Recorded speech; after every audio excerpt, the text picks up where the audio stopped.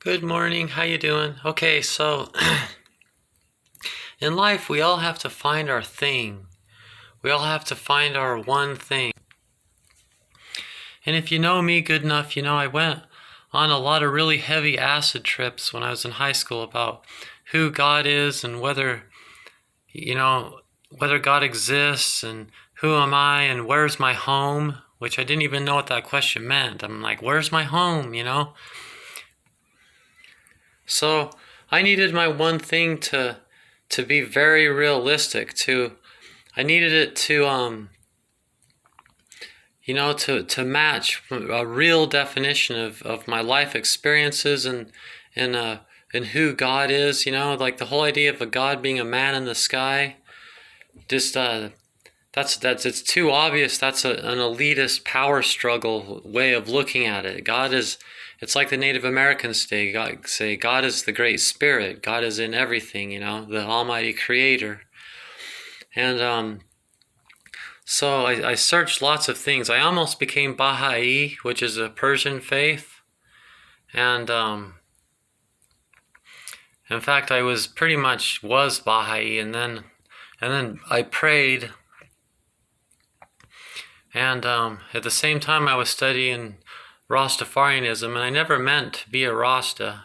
It's just Baha'i study all religions, and I believed in smoking cannabis, so I was like, oh, well, Bob smokes cannabis for religious reasons. I better look into that and see maybe I can learn something from it, And I had already started my dreadlocks at the same time, and I was listening to lots of reggae, especially Bob Marley, and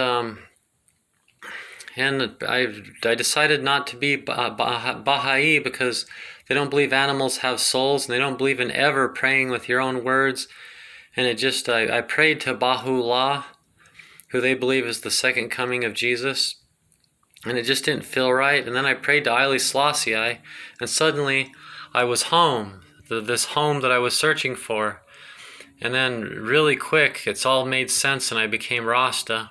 That was roughly about a year before my ex was pregnant with my son. So I've been Rasta just like a year and a half before my son was born. So just roughly about the same time. And my son, Tafari Moses, I love him very much and raised him.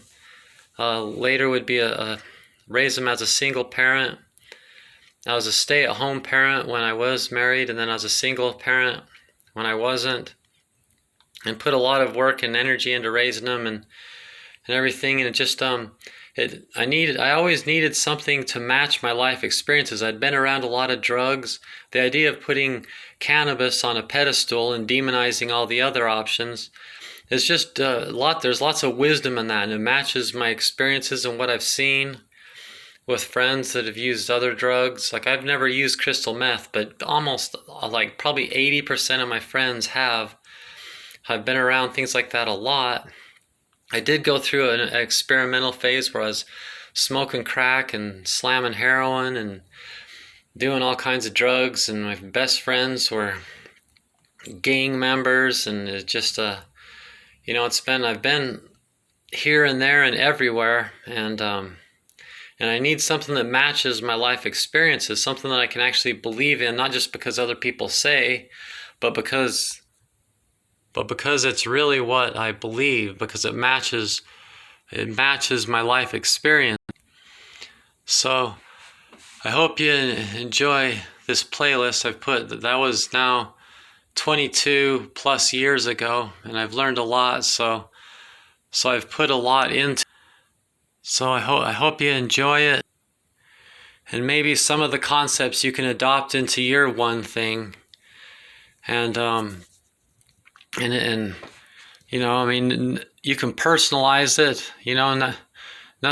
I don't believe that the scriptures is the voice of God, because the voice of God is within you. It's a personal journey, and there's many perspectives, and there's as many perspectives as there are people. Like Robin Williams says, everybody's fighting a battle you know nothing about. So be nice to everyone.